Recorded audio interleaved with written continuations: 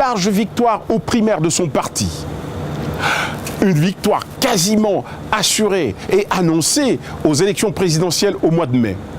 Et puis surviennent ces fracassantes révélations du canard enchaîné. François Fillon doit faire face à une tempête médiatique qui remet en cause sa candidature aux élections présidentielles. Malgré ses explications et ses excuses, ces révélations choquent les Français. Un sondage Odoxa publié par France Info ce matin, ce vendredi, révèle que 7 Français sur 10 pensent qu'il devrait renoncer à sa candidature. Plus grave encore, 53% des Français proches de la droite pensent la même chose. Qu'en pensent les Guadeloupéens? Tel est le thème de notre émission ce soir, Radio Télescopie de la Guadeloupe.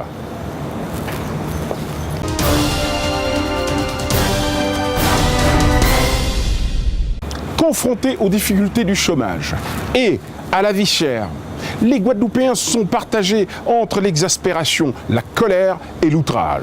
Nous avons réalisé un micro-trottoir étalé sur le temps pour permettre de voir s'il y avait une évolution de l'opinion de l'homme de la rue sur cette question du Penelope Gate. Donc, nous avons rencontré des gens dans la rue avant les explications et les excuses présentées par François Fillon et après. Nous allons vous montrer au cours de cette émission l'évolution de l'opinion de l'homme de la rue.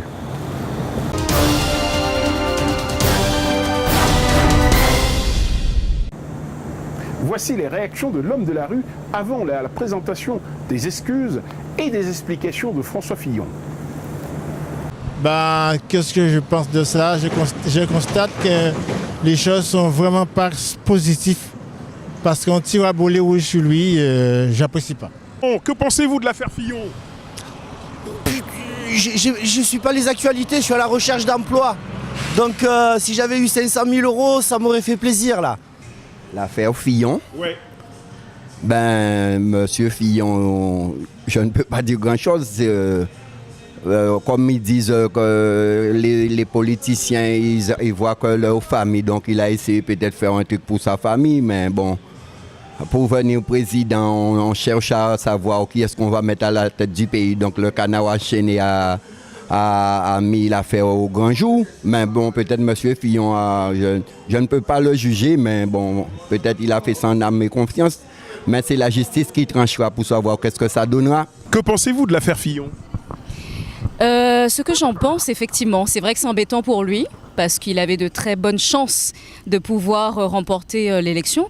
Mais je pense que c'est très dommageable. Et je pense que dans ce genre de cas, effectivement, tous les cadavres qu'on peut avoir dans le placard ressortent toujours un jour.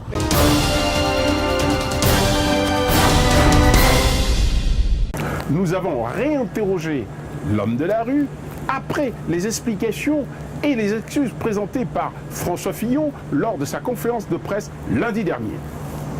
Qu'est-ce que vous pensez de l'affaire Fillon? Moi je trouve que c'est pas juste.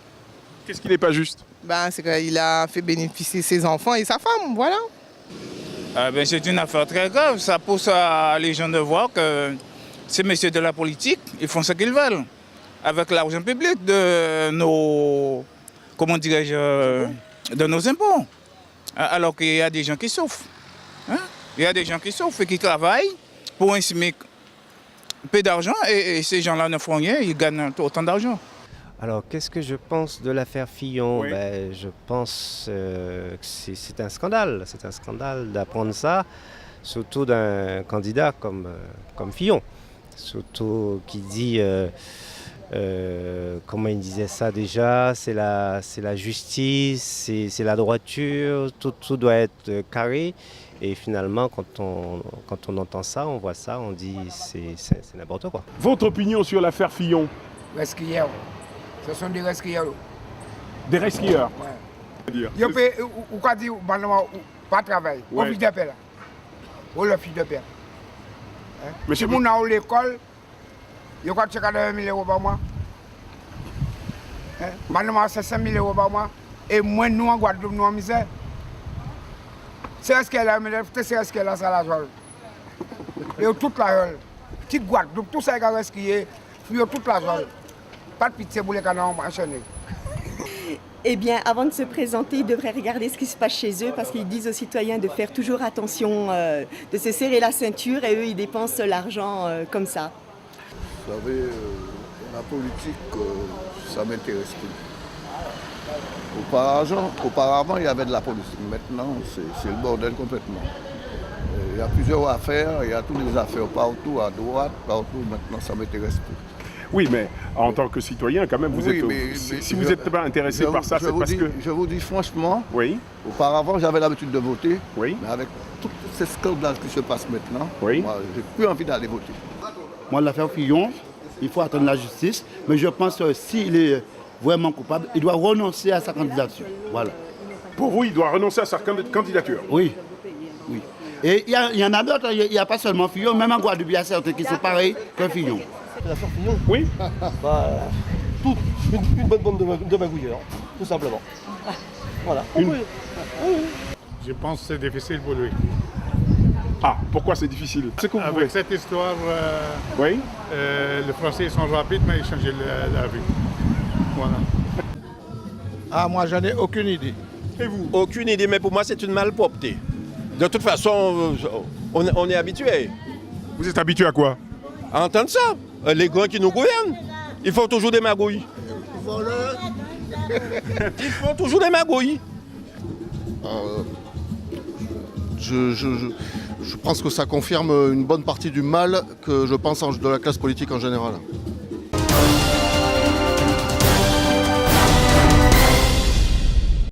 Les excuses et les explications données par François Fillon les ont-ils convaincus?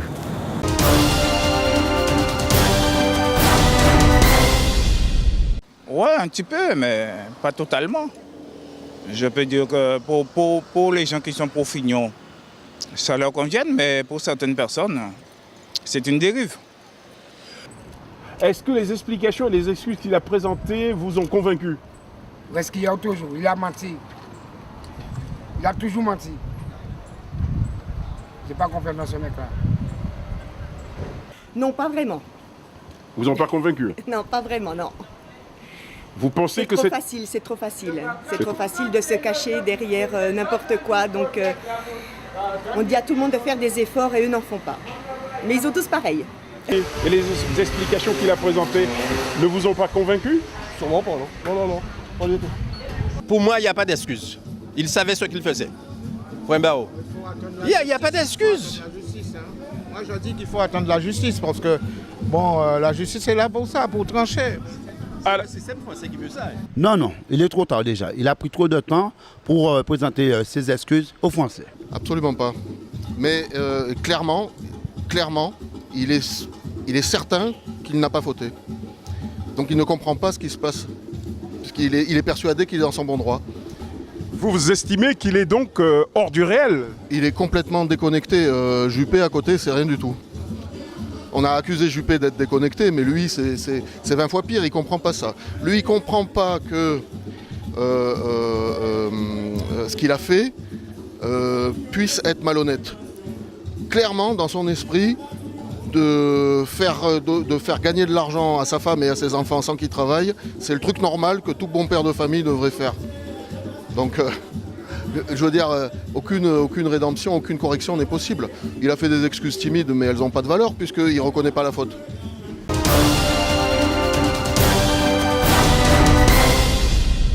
La troisième question qu'on leur a posée était de savoir s'il fallait légiférer pour interdire ou tout au moins encadrer l'emploi de leurs proches par les hommes politiques.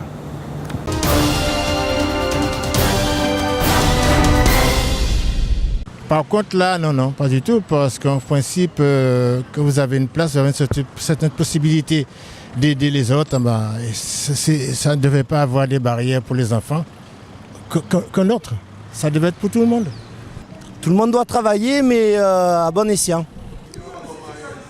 Ça, je ne peux pas peut-être dire, je ne peux pas me prononcer, mais je vois que des fois, beaucoup de gens sont lésés. Il y a plein de familles qui sont autour de leurs proches. Donc, le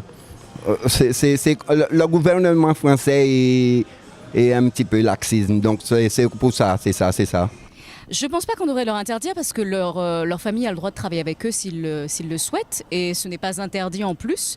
Par contre, c'est vrai que autant faire les choses de manière claire, c'est-à-dire que s'il y a embauche, il y a fiche de paie, il y a contrat et comme ça évite tout malentendu. Ah oui, je pense que ce serait la meilleure des choses, c'est de faire une loi pour imposer ces genres de choses, ces genres de pratiques. Puis il y a trop de personnes qui souffrent par rapport à d'autres qui gagnent leur vie tranquille, parfois même sans diplôme. C'est votre avis, madame? Oui. Vous pensez la même chose que votre mari? Oui, je pense, parce qu'on discute ensemble, alors je pense que c'est la même chose. Hein? Il faut dire que ça s'est toujours fait. Des députés, enfin, ils ont un certain des subventions, enfin, oui, pour pouvoir justement avoir des assistants, des gens autour d'eux. Bon, après, effectivement, ils ont tendance à embaucher leurs proches, enfin, enfants, femmes, les gens de l'entourage. C'est un peu facile parce que quand on voit comment on galère... Est-ce que vous pensez qu'il faudrait qu'il y ait une loi pour interdire aux politiques d'employer leurs épouses et leurs enfants? Qu'ils soient contrôlés. Qu'ils soient contrôlés. Qu'ils soient contrôlés, voilà, tout à fait. À moi-même, rayer ça. Je devais rayer. Et ça va même très très grand temps même. Les privilèges, je pense qu'il serait peut-être temps que ça s'arrête. Grand temps. C'est-à-dire, ce sont eux qui font la loi. C'est les hommes politiques qui font la loi. Nous, on n'a rien à voir. Même on dit on ne veut pas, ce sont eux qui font la loi. Je vais vous dire. Maintenant, la politique, je vous dis franchement, ce n'est rien. Les gens sont dégoûtés de la politique. Moi-même, j'ai travaillé à la mairie, je connaissais la politique, je faisais la politique. Mais maintenant, il n'y a plus de politique. Là, c'est de sous-table. Celui qui passe, il donne un emploi à son enfant, l'autre qui revient. Ça, c'est plus intéressant, monsieur. Bien entendu. Alors, qu'en est-il? C'est la moindre des choses. Et qu'en est-il alors de nos élus en Guadeloupe? Nos élus, c'est pareil. Vous savez, les députés, comment dirais-je, quand quelque chose les arrange, ils ne disent absolument rien. Parce que je me rappelle quand M. Debré était président du Conseil et président de l'Assemblée nationale, quand il voulait faire une note pour les députés qui ne venaient pas, tous les députés se sont ligués, gauche comme droite, pour faire enlever cette loi. Non, pour revenir, vous pensez que nos politiques locaux devraient suivre cette politique de ne pas employer leurs proches dans leur travail d'élus publics? Les élus en général sont là normalement pour améliorer le quotidien de la population, des gens qui votent pour eux, pas en tout cas pas pour en profiter pleinement eux et leurs familles. Après, bon, les élus locaux, on n'entend pas encore, enfin on n'entend pas vraiment des affaires comme ça. Bon, certainement ça doit se faire aussi. Moi ce que je dis, c'est qu'il faut être juste, il faut être tout simplement juste vis-à-vis de la population, vis-à-vis des gens en général, parce que la vie, elle n'est pas simple, elle n'est pas facile, quoi. Il y a beaucoup de rescrieurs, hein. Il y a beaucoup de rescrieurs là-dedans. À gauche, à droite, entre droite, beaucoup de rescrieurs. Vous n'acceptez plus qu'ils puissent employer leurs épouses ou leurs enfants? Je crois, sous la ville de Basson, il y a beaucoup qui ont pris leurs cousins, leurs tontons, tout. Partout dans toutes les communes. Auparavant, ça ne faisait pas. Oui. Maintenant, partout maintenant, lorsqu'on vote pour quelqu'un, on vote par intérêt. Le maire, par exemple, il est maire, il embauche son cousin.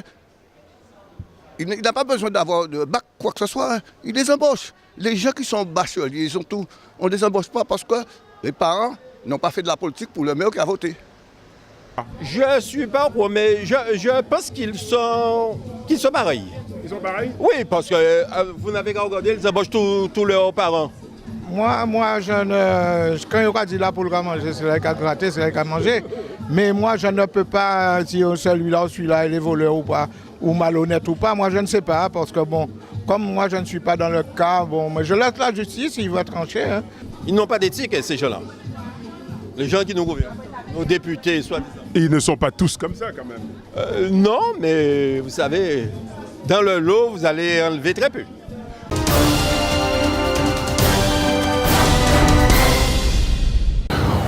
Au au-delà de la réaction spontanée de l'homme de la rue, nous avons donné la parole à des personnes qui pourraient nous apporter une opinion distanciée sur les révélations du Penelope Gate. Écoutons-les. Joël Guigard, bonjour, vous êtes chef d'entreprise. Une seule question. Pensez-vous que le monde de la politique est un monde violent ? Écoutez Blaise, je crois que la violence en politique est une chose ancienne et qui me paraît quand même prendre des proportions de plus en plus violentes. Je me souviens de l'affaire Salandro, qui est un ministre Front Populaire qui s'est suicidé pour des raisons de... Il a été mis à mal par des injures, des accusations fausses, etc. Après, il y a eu beaucoup plus récemment, et c'est ma génération, Pierre Bérégovoy. Pierre Bérégovoy, tout à fait. Un des rares hommes politiques issus de la classe ouvrière. C'était un ouvrier cheminot. Tout à fait. Un brave homme, comme on peut dire aujourd'hui, et qui s'est suicidé parce qu'il a été attaqué de manière absolument violente et peut-être injustifiée. L'affaire Fillon est une affaire parmi tant d'autres. Moi, je pense que le problème est plus large. On est aujourd'hui dans une grave crise économique, sociétale et politique. Je pense que la problématique, c'est que les hommes politiques n'ont plus de vision. Le rôle du politique est ramené à des choses qui sont vraiment terre à terre. Et c'est cette problématique-là qui laisse la porte ouverte à des discours, à des problématiques, à des affaires qui ne devraient pas avoir lieu d'être. Je trouve qu'on devrait revenir au programme, aux idées, à la vision que devraient avoir ces hommes politiques.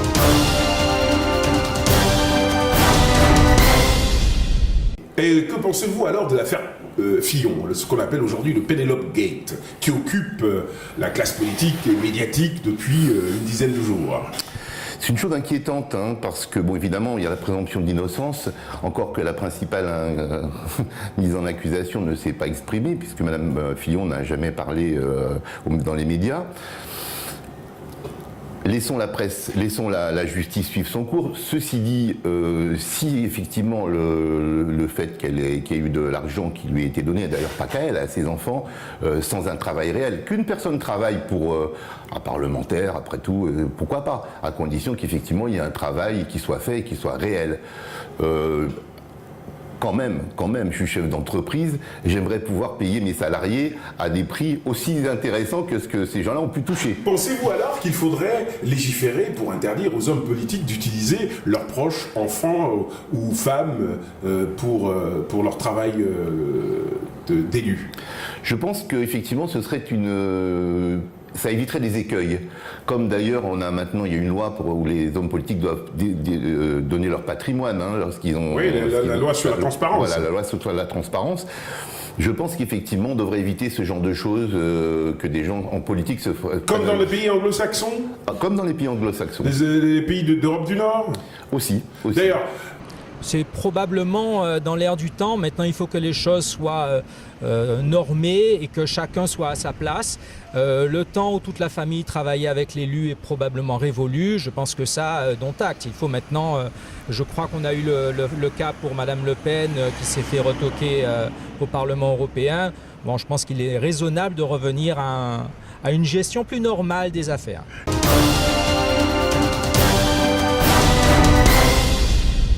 Pour en revenir encore et pour en finir avec l'affaire Penelope Gate, 68% des Français, selon un sondage JDD publié hier, souhaitent que Fillon retire sa candidature à la présidentielle. Qu'en pensez-vous ? Je suis pas Fillon, mais moi je pense que dans une situation pareille, il eût été de bon ton de se retirer. C'est simplement l'image qu'il donne d'un homme politique douteux. Douteux, c'est le moins qu'on puisse dire. Maintenant, attendons les résultats des enquêtes judiciaires qui sont en cours.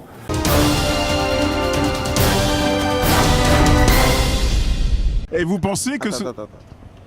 Parce que là, c'est le soleil. D'accord. Là, c'est... Et pensez-vous que cette norme-là devrait être applicable dans notre région avec nos hommes politiques locaux ?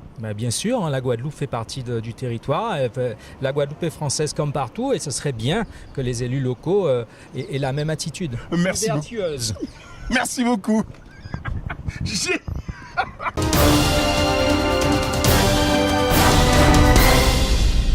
Pour les besoins de notre enquête, nous avons rencontré un homme politique, et pas des moindres, de la Guadeloupe, le député-maire Éric Jalton. Nous lui avons posé la question, en quoi consiste exactement le travail d'un assistant parlementaire? Écoutez la réponse qu'il nous apporte sur non seulement le travail parlementaire, des assistants parlementaires, mais aussi sur le Penelope Gate.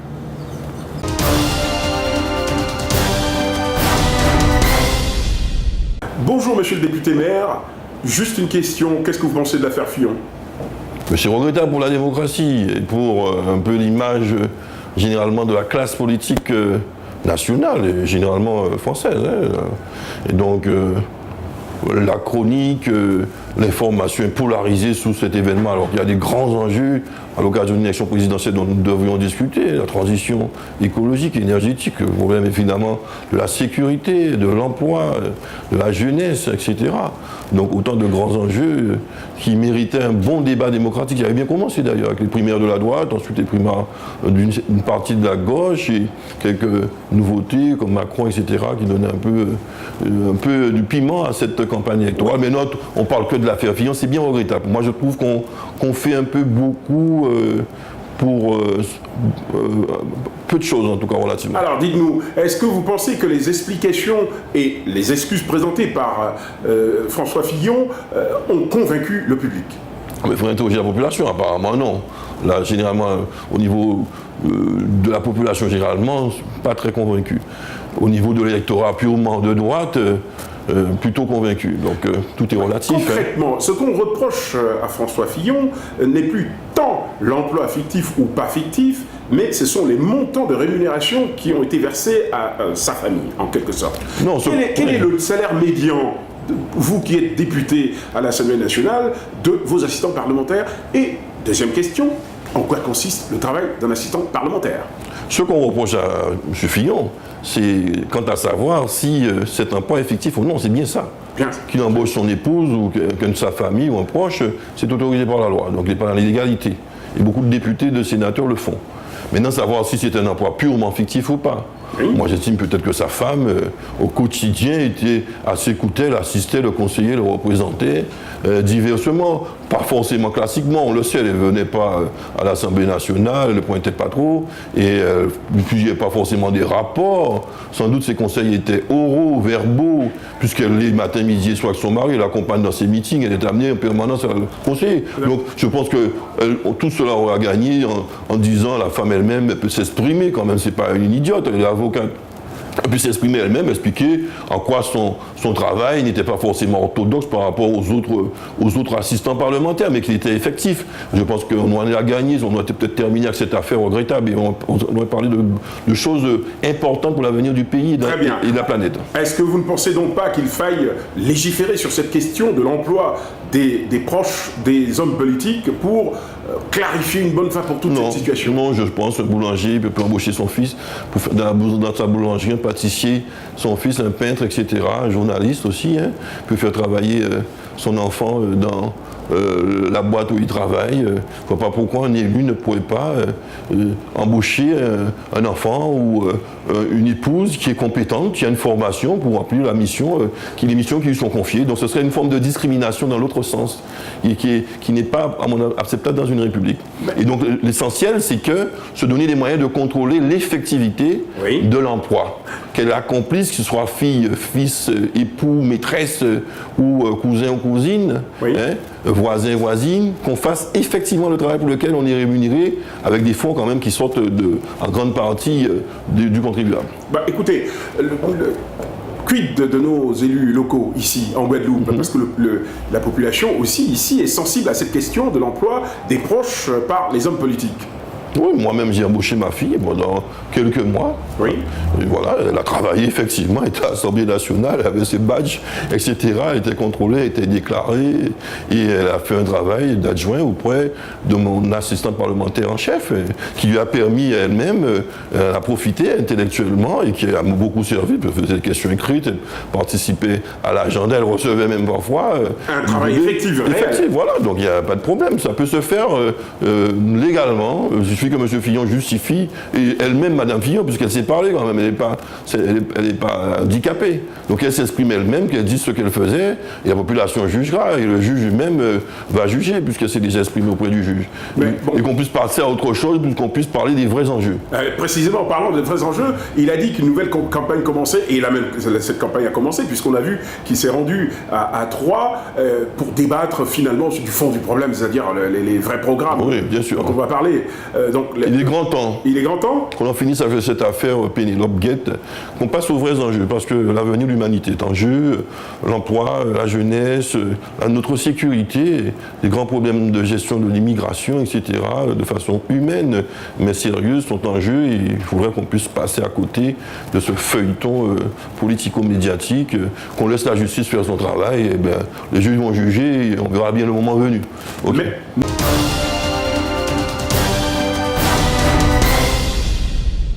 Poursuivons notre enquête pour vous donner des éléments d'appréciation du travail d'un collaborateur ou d'un assistant parlementaire. Nous avons rencontré, pour les besoins de cette enquête, M. Bernadotte, directeur du cabinet du président de la région et en même temps collaborateur du député Harry Chalus, qui nous donne le détail en quoi consiste précisément le travail d'un collaborateur d'un député à l'Assemblée nationale. Écoutons ses explications.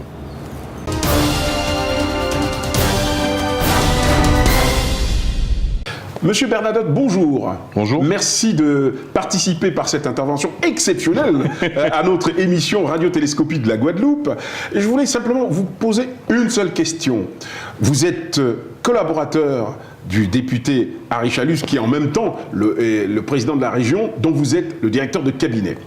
C'est quoi le travail d'un collaborateur, d'un député à l'Assemblée nationale? Je suis un des collaborateurs parlementaires du député, puisque nous sommes 3. Oui. Et en fait, il convient d'abord de distinguer la fonction de collaborateur parlementaire de celle d'assistant parlementaire. C'est une confusion souvent très bien. Faites-nous la différence, s'il vous plaît. L'assistant est plus astreint un rôle de secrétariat du parlementaire qui assure l'agenda, une présence, qui est une proximité aussi très importante avec le député.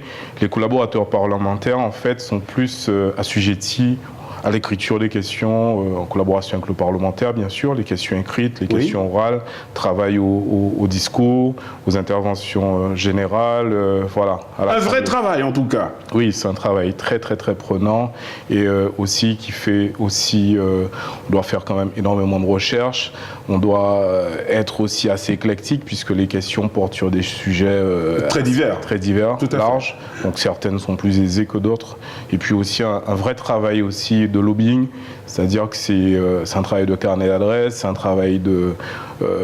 les collaborateurs sont en relation avec les assistants des ministres, sont en relation, donc ils doivent avoir un carnet d'adresse pour aussi pouvoir... pour que le parlementaire puisse poser ses questions, pour échanger aussi au préalable et travailler en amont pour plus d'efficacité. Alors, collaborateur du député, qui est votre employeur? Le député ou l'Assemblée nationale? C'est le député. On est assujetti bien sûr à des contrats qui sont signés entre le député et le collaborateur. Ce sont des contrats de droit privé. Oui. En fait, le député est un PDG d'une petite PME. Et en fait, il a jusqu'à 1 à 5 collaborateurs qu'il peut embaucher, puisqu'il a une enveloppe globale de 9 000 euros qu'il utilise pour rémunérer ses collaborateurs. Pouvez-vous nous dire quel est le salaire médian des collaborateurs ou d'attachés parlementaires? En moyenne, en fait, et vous avez les chiffres, en moyenne, un collaborateur expérimenté, généralement, est de l'ordre de 3 000 euros. C'est un peu la moyenne, 3 000, 3 500, mais en fait, ce sont des salaires très, très discrétionnaires. C'est-à-dire, comme je l'ai dit, la moyenne de collaborateurs est généralement de 3, 4, voire 4. Donc, dans notre cas, par exemple, les collaborateurs, aucun collaborateur ne perçoit une rémunération qui excède 2 000 €. Puisque, bon, voilà, il y a plusieurs collaborateurs parlementaires, mais nous sommes aussi des collaborateurs un peu spécifiques, puisqu'on est en cumul d'activités. Voilà, niveau de rémunération qui est très faible, parce qu'en fait, j'exerce par ailleurs d'autres fonctions. D'accord. Alors, une question très simple. Est-ce que vous pensez qu'il faudrait légiférer pour... avec toutes les affaires que nous avons actuellement, l'affaire Fillon pour ne pas la citer, est-ce qu'il faudrait légiférer pour réglementer l'emploi par des élus, de leurs épouses ou de leurs proches? Je pense que le problème, il n'est pas véritablement là, il est sur l'effectivité du travail. Moi, je connais beaucoup de collaborateurs parlementaires, j'ai des copains de promo qui sortent de Sciences Po Paris, qui sont fils de parlementaires et autres, ou proches de parlementaires, mais qui font un travail qui est effectif et qui est quelquefois plus important. Donc le problème, il n'est pas nécessairement à ce niveau-là, il est surtout dans l'effectivité du boulot. Donc après, ce sont des choix qui appartiennent aux parlementaires, c'est un recrutement qui est discrétionnaire. Je comprends que cela puisse choquer, mais ce qui choque, c'est le niveau de rémunération. Et bon, s'il est situé entre 2005 et 3000, ce qui correspond à des salaires normaux pour la tâche, et puis sur l'effectivité du boulot. Après, j'aimerais insister sur quelque chose aussi d'important, c'est qu'il y a une proximité très importante avec le parlementaire, notamment avec l'assistant parlementaire sur des tâches qui sont des personnes qui ont la signature du parlementaire. Ce sont des personnes qui... C'est une relation de confiance, une vraie relation de confiance. Je ne suis pas en train de justifier quoi que ce soit. Non, pas du tout. Il y a une promiscuité aussi, presque spatiale. Les bureaux des parlementaires sont des bureaux très très très petits. Donc il y a une promiscuité, il y a une question de confiance, il y a en fait un certain nombre d'éléments qui font que les assistants, et je distingue la fonction d'assistant de celle des collaborateurs qui peuvent effectivement être en circonscription, qui ne sont pas forcément dans la même proximité avec le parlementaire. Moi, je suis collaborateur parlementaire, je suis en Guadeloupe, donc en année 1, en année 2, c'est vrai que j'avais beaucoup à l'Assemblée nationale. Aujourd'hui, c'est un travail qui se fait avec les collègues collaborateurs. On n'a pas besoin nécessairement d'être aussi présent à l'Assemblée. C'est le parlementaire qui lui est présent. Et certains assistants et collaborateurs qui sont sur Paris. Donc, moi, ce qui me choque, c'est la notion d'effectivité du travail et la force du travail qu'on porte, plus que la proximité véritable avec le député, quoi. Très bien. Une dernière question. Est-ce que vous estimez, après la tempête médiatique et la violence qu'il y a eu depuis une dizaine de jours, pensez-vous que le monde politique est un monde violent ? Non, je pense que c'est la société qui est violente. Je pense que tous les corps de métier, je ne crois pas que l'univers des banques, l'univers des sociétés du CAC 40 soit moins violent.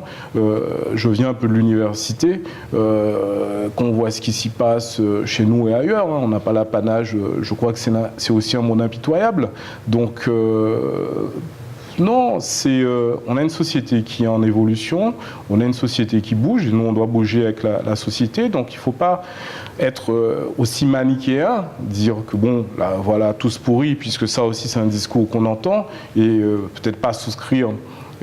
Ne pas être naïf, bien sûr, ces choses-là existent. Je ne suis pas du tout en train de dédouaner qui que ce soit. Je ne crois pas que ça soit... je suis l'avocat de personne. Mais de manière objective, je pense qu'on a une société qui, aujourd'hui, se renouvelle, se cherche. C'est la fin d'un cycle. Hein. Il y a une exigence de transparence. Bien sûr, c'est légitime. Qui est égale aujourd'hui à ce qui se pratique dans les pays du nord de l'Europe. Ça date pas d'aujourd'hui. Nous, on est assujettis aux déclarations, hein. Même les collaborateurs parlementaires, nous 2 fois, puisque je suis également directeur de cabinet. Oui. On a un patrimoine, moi vous regardez mon patrimoine, ça va plus vous faire pleurer qu'autre chose. Donc, moi j'aime beaucoup voir souvent les posts sur Facebook, notamment des parlementaires, vous les voyez endormis, et en fait, mais pourquoi ? Il faut savoir qu'un parlementaire, quand vous êtes... les questions au gouvernement, c'est du théâtre, hein, ça dure 1 heure, c'est pas ça le véritable problème. Mais lorsque vous êtes en dernière lecture où on examine 1 millier d'amendements, les séances à l'Assemblée s'achèvent à 2h, 3h du matin. C'est ça la réalité du travail. Et c'est quelque chose qu'on ne montre pas aux gens. Donc je ne suis pas là encore là pour dédouaner le politique. Mais je pense qu'il serait intéressant de montrer aussi ceux qui bossent. Hein. Il y a des parlementaires qui sont de vrais spécialistes des questions de santé, d'affaires sociales, qui font avancer vraiment des textes. Et c'est un milieu riche aussi. Hein. Vous allez à la bibliothèque de l'Assemblée. Moi, en une mandature, en 4-5 ans d'attaché parlementaire, c'est vrai que j'ai acquis, je pense, une maturité professionnelle très, très, très importante en termes de réseau, en termes de rencontres, en termes de textes, en termes d'approche et de vision globale et la manière d'appréhender les choses. Quoi. En conclusion, le travail de collaborateur ou d'assistant parlementaire, c'est un vrai travail. Plus qu'un vrai travail. Je crois que ça doit être un peu une mission où on a le sentiment de pouvoir agir sur des points. Je vois, ça nous a donné l'occasion de travailler sur l'innovation, sur des questions comme la technopole. Ça nous a donné l'occasion de travailler sur l'aménagement du littoral, adapter certains textes. Aujourd'hui, demain, il y a encore un texte qui passe, qui a été amendé jusqu'à faire adopter le FIPDOM, c'est le fonds d'investissement des DOM, qui va aider les très petites entreprises. Vraiment, et on vit ça un peu comme des petites victoires, mais pas des victoires politiques, mais des victoires au sens que... Pour la Guadeloupe. Pour la Guadeloupe, oui. Pour le pays, et c'est ce qui nous intéresse fondamentalement, c'est agir pour la cité.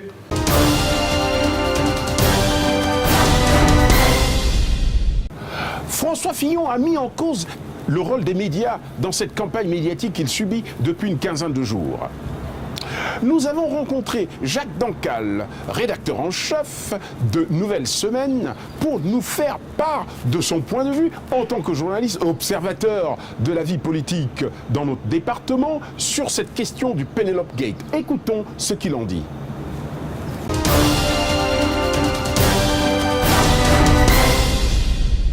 À la lumière de l'affaire Fillon, peut-on dire que le monde de la politique est un monde violent ? Alors, on peut interpréter ça comme un monde violent à partir du moment où un homme politique se sent menacé ou pris à partie par les médias et donc par l'opinion publique. Mais il est vrai qu'on vit dans un monde extrêmement ouvert, une situation qu'on n'avait pas avant, des enquêtes, et actuellement la vie des hommes politiques est décortiquée. Et c'est vrai que le résultat peut être violent, parce que d'un seul coup, on peut passer de la lumière à l'ombre sans faire de mauvais jeu de mots. Et pour ainsi dire, la roche tarpéenne n'est jamais loin du Capitole, c'est ça ? Voilà, tout à fait. Alors c'est extrêmement... Alors dans le cas de M. Fillon, c'est effectivement extrêmement gênant parce qu'il est attaqué alors qu'il est déjà en lice pour les présidentielles et qu'il a réussi à passer les primaires de manière assez brillante. Alors c'est un petit peu gênant. Alors c'est vrai que la charge peut être violente, mais on oublie que lorsqu'il s'était agi de M. Strauss-Kahn, la charge était tout aussi violente avec cette affaire qui s'était passée aux États-Unis, on s'en souvient, et il a disparu dans les bas-fonds on va dire, même pas de la politique, ce sont les bas-fonds des affaires générales en très peu de temps, alors qu'il était lui aussi promu à un destin national. Est-ce que vous pensez que les excuses présentées lundi dernier par le candidat Fillon ont convaincu ?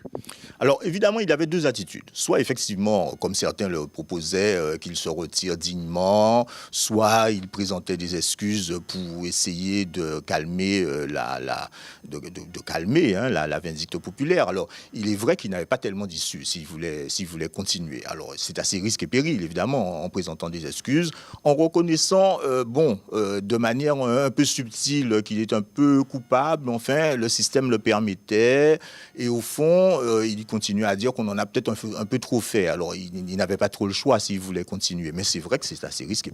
Justement, parlant, on en a trop fait, il a dit qu'il n'était pas devant un tribunal médiatique en mettant en cause les médias qui ont voulu, j'utilise ces termes, le lyncher, l'assassiner Qu'en pensez-vous? Alors, mais justement, il y a eu des précédents. Et il se trouve actuellement, les hommes politiques sont souvent sur le grill parce qu'ils sont censés représenter la République, faire preuve de probité. Et on a vu qu'il n'y a pas si longtemps, ce monsieur Nicolas Sarkozy, qui a été président de la République, est lui-même au centre de plusieurs affaires et en grosse difficulté. Et c'était une des raisons pour lesquelles il n'a pas pu être candidat. Il aurait été difficile d'imaginer qu'il échappe, lui aussi, à ce jugement-là. Alors, évidemment, c'était peut-être un peu facile parce que ça ne concernait son épouse, mais en ces moments de probité où tout le monde dit qu'ils veulent faire triompher l'honnêteté, la probité, qu'ils veulent placer la France sur un autre segment pour qu'ils réussissent, alors c'est clair qu'ils prêtaient le flanc, évidemment, à toutes les attaques. Alors, pensez-vous qu'il faudrait légiférer pour interdire aux hommes politiques d'utiliser leurs épouses ou leurs enfants dans des emplois relatifs à leur fonction élective? Alors évidemment, le népotisme est toujours un piège. Alors, il est clair qu'en l'état actuel des choses, beaucoup d'élus sont en train de dire, mais évidemment, il faudrait mettre une règle pour qu'on ne puisse pas employer son épouse, qu'on ne puisse pas disposer de ses fonds de manière libre. Alors c'est vrai que le parlementaire dispose d'un certain nombre de moyens, il emploie qui il veut. Alors il est clair que si vous employez quelqu'un de vos proches, vous êtes forcément plus fragile que si c'était quelqu'un d'extérieur. Il faudrait mettre une règle, je pense que ça protégerait tout le monde et premièrement les élus eux-mêmes. Je pense qu'ils s'en protégeraient parce que c'est toujours gênant. Et nos élus locaux ? Alors, justement, on a un grand silence de la classe politique locale, et ça s'explique parce que, évidemment, tout le monde est concerné. Plusieurs de nos parlementaires ont eu à employer ou emploient des proches dans leur... Pas que les parlementaires. Pas que les parlementaires. Emploient des proches dans leur environnement. Alors, il est clair que c'est malvenu en ce moment de tenir un discours si on est soi-même concerné. Alors, même si on peut comprendre que pour des raisons techniques ou stratégiques, c'est plus facile de faire confiance à un proche qu'on a un mandat électif. Aujourd'hui, après toutes ces affaires Fillon, quelles sont ses chances aux élections présidentielles puisqu'il maintient sa candidature avec détermination? Alors, on a oublié que c'est un homme déterminé. Lorsqu'il y a eu l'élection pour prendre la présidence de l'UMP à l'époque, on se souvient qu'il y a eu une très longue bataille avec M. Copé et avec un comptage des voix qui a duré des mois. Et il s'était montré particulièrement sérieux, voire teigneux sur ce dossier-là. Donc on imagine mal, il n'a pas le tempérament d'un perdant comme ça, on imagine mal qu'il va lâcher le projet de campagne présidentielle simplement parce qu'on l'a attaqué. Je crois qu'il va tenir. Et puis il a derrière lui certainement des gens qui le soutiennent et qui disent bon, finalement c'est un épiphénomène, on va voir comment on va passer. Vous savez ce qui se passe souvent dans ces cas-là avec les conseillers en communication auto qui vous disent bon, écoutez, ça va passer, c'est un feu de paille, dans quelques mois tout le monde aura oublié. En tout cas, la réaction du public aujourd'hui, avec quelques sondages qui sont sortis ce matin, disent que 2 Français sur 3 n'ont pas été convaincus par les excuses de Fillon. Ah oui, non, c'est certain. C'est certain qu'il va traîner ça comme une grosse casserole jusqu'aux élections. Et on voit le résultat dans les sondages. On voit que déjà, il est dépassé à la fois par Marine Le Pen, par M. Macron et peut-être même par Hamon. Il est passé de la première à la 4e place d'un coup dans une course comme s'il avait gravi une côte avec une grosse difficulté. Et maintenant, je ne suis pas sûr que la partie plate soit suffisante pour qu'il rattrape les autres. Et il a dit que c'est une nouvelle campagne qui commence. Ah, tout à fait. C'est une campagne qui commence, mais avec un gros handicap. Là, il va falloir qu'il rattrape tout le monde. Et c'est clair qu'il attend, évidemment, qu'on oublie ce passage-là pour qu'il puisse faire campagne. Sauf que les électeurs ne vont pas oublier, tout simplement parce que de l'autre côté, j'imagine que dans son camp ou dans d'autres camps, on est en train d'activer quelques pots de banane pour les autres du même genre. Puis on entend déjà que M. Macron aurait profité de ci ou de ça. On entend déjà que d'autres candidats auraient eu aussi quelques avantages. Alors forcément, à force de sortir des tiroirs quelques cadavres, bon, ça sentira mauvais pour tout le monde. En définitive, le monde de la politique, c'est un monde bien violent. Ah, tout à fait. Il est réellement violent. C'est pas un monde de bisounours, comme on dit vulgairement. Je crois que ceux qui s'engagent en politique savent très bien au bout d'un moment qu'on ne se fait pas beaucoup de cadeaux et que ça n'est pas un long fleuve tranquille.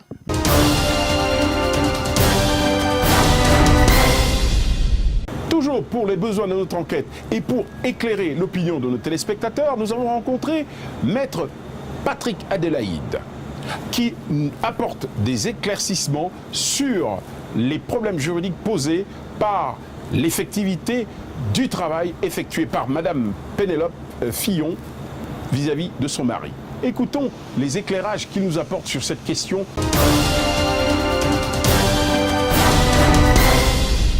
Question sur une affaire qui agite le monde médiatico-politique de notre pays, l'emploi fictif de Madame Fillon. Qu'en pensez-vous? Qu'est-ce que vous pouvez nous dire? Y a-t-il eu emploi fictif ou emploi réel? Alors, à cette question, moi, je ne suis pas en mesure de répondre véritablement. Et non pas non plus dans une position de jugement. En tant qu'avocat, notre positionnement est un positionnement de défense. Bien sûr. Et là, moi, je ne propose pas d'entreprendre une quelconque défense, mais je propose d'analyser celle de M. Fillon. Très bien. Dans ses déclarations, il en a fait plusieurs, de manière un petit peu progressive. Et dans la dernière de ses déclarations, ce que je crois avoir retenu, c'est qu'il nous dit, d'une part, qu'il y a peut-être quelque chose de moralement répréhensible, mais que tout est légal. Ce qui voudrait dire que l'emploi de Madame Fillon correspond à un travail effectif. Alors ça me pousse à regarder le Code du travail. Il y a un article qui est l'article 31-21-1 du Code du travail qui dit « La durée du travail effectif est le temps pendant lequel le salarié est à la disposition de l'employeur et se conforme à ses directives sans pouvoir vaquer librement à ses occupations. » Très bien. Il nous dit également « Ainsi, pour qu'un temps soit susceptible d'être qualifié de temps de travail effectif, le salarié doit d'une part se trouver à la disposition de son employeur, peu important qu'il soit à l'intérieur ou hors des locaux de l'entreprise, et d'autre part se conformer à ses directives, ce qui n'est pas sans rappeler la définition du lien de subordination, critère discriminant du contrat de travail. » Lien de subordination, dites-vous? C'est cela. Alors le problème, c'est que lorsque François Fillon fait état de l'interview que sa femme a donnée, il explique qu'elle a voulu dire qu'elle n'a jamais été sa subordonnée, alors que le contrat de travail se définit par un seul critère, celui d'un lien de subordination. Très bien. Mais le parquet financier lui-même est une instance récente qui a été mise en place par le décret du 29 janvier 2014 en réaction à l'affaire Cahuzac et qui est chargé de se saisir de tout ce qui concerne les trafics d'influence, des prises illégales d'intérêt, des détournements de fonds publics. Et c'est bien cela? Oui, mais je pense qu'aujourd'hui, la question ne se situe peut-être pas à ce niveau. Aujourd'hui, nous sommes dans une situation où François Fillon est candidat à la présidence de la République et soit il considère qu'il a une chance d'être élu, sachant que, en dépit de la rapidité dont on a fait état, les chances pour qu'une inculpation intervienne avant l'élection sont somme toute relativement faibles. Donc, il joue sur quoi là? Sur les délais?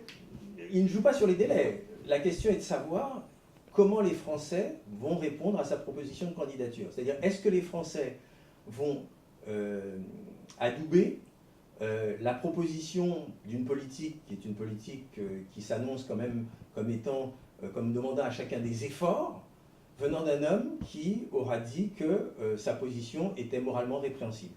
2 Français sur 3 ne sont pas convaincus des explications qu'il a données après la conférence de presse et des excuses qu'il a présentées après la conférence de presse de lundi dernier. Moi, je pense qu'il convient d'attendre de 2 choses l'une. Soit l'emballement médiatique ou la mise en question médiatique, la mise en cause médiatique conduira le candidat Fillon à renoncer à participer à cette élection, soit il continuera, et on connaît des exemples où les candidats ont été mis en cause d'une manière assez importante, je parle de Donald Trump, et qui se sont retrouvés président de l'État pour lequel ils avaient... Il est peut-être temps qu'on passe vraiment au débat de fond dans cette élection présidentielle, non? Alors, je ne suis pas sûr que la question qui a été soulevée par les médias soit si éloignée que ça du débat de fond. Parce qu'en fait, la question qui se pose fondamentalement, c'est de savoir quelle est la société que nous désirons voir émerger. Est-ce que c'est une société dans laquelle on doit travailler plus pour gagner plus? Est-ce que c'est une société dans laquelle on doit s'interroger sur la répartition des richesses dans le monde et la manière dont elles doivent être attribuées à tout un chacun? Donc, grande question éthique. Là, pour moi, est véritablement la question.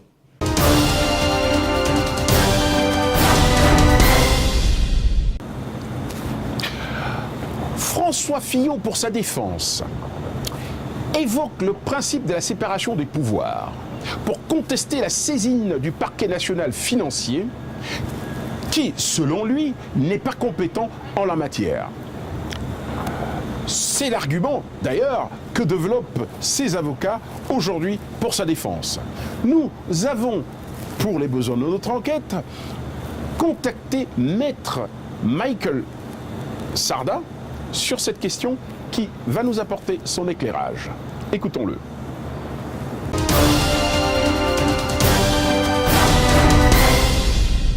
Maître Sarda, vous êtes connu des téléspectateurs de ETV. Juste une question sur la défense que présente François Fillon sur cette affaire du Penelope Gate. Il invoque la séparation de pouvoir pour demander que le parquet national financier soit dessaisi de cette procédure. Qu'en pensez-vous? Alors moi, je comprends tout à fait la défense de mes confrères. La seule chose aujourd'hui, on est au stade de l'enquête préliminaire. Oui. Donc, à ma connaissance, le parquet, eh bien, c'est lui qui décide de l'opportunité des poursuites. C'est-à-dire, c'est lui qui décide de faire une enquête. Donc, il n'y a pas d'appel ni de recours. L'enquête est décidée et à mon sens, je ne pense pas, moi en tant qu'avocat, mais je ne pense pas que ce soit possible de contester cette enquête. Ce serait différent si demain nous avions par exemple un juge d'instruction qui est saisi avec une éventuelle mise en examen. Les choses seraient différentes. On n'est pas à ce stade-là, c'est une enquête préliminaire. La séparation de pouvoir dont ils font, auquel ils font allusion n'est pas en cause ici alors. Écoutez, moi disons que c'est vrai qu'il y a l'article 26 de la Constitution qui nous dit voilà, dès lors qu'on a une arrestation d'un parlementaire par exemple, ou bien ce dernier est mis en examen, eh bien il doit effectivement référer au Parlement.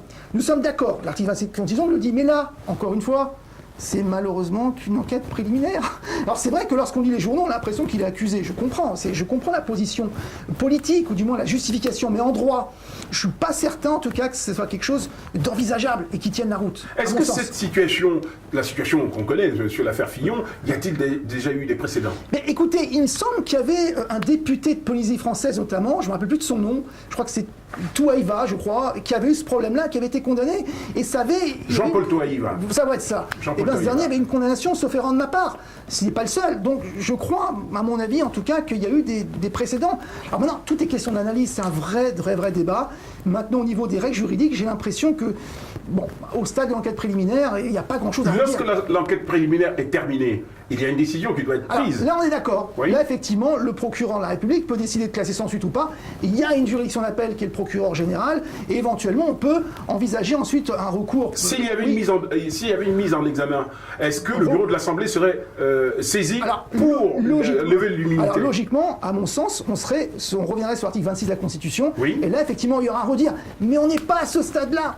C'est mon analyse et je pense qu'on peut aisément la partager en regardant les textes. Même si la défense, je la comprends, aujourd'hui, sur ces principes-là, je ne suis pas tout à fait en accord, à mon sens, avec la défense présentée, même si, philosophiquement, je la conçois.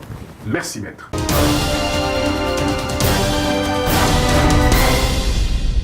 Fluctuat nec mergitur. Battu par les flots, mais ne sombre pas. François Fillon, député de Paris et candidat aux élections présidentielles, devrait faire sienne cette devise de la ville lumière pour ne pas sombrer dans les ténèbres d'une élimination au premier tour de cette élection présidentielle inédite sous la Ve République. Cette campagne présidentielle réserve bien des surprises et bien malin celui qui, à cette date, pourra nous dire qui sera le président de la République au mois de mai prochain. Bonne soirée.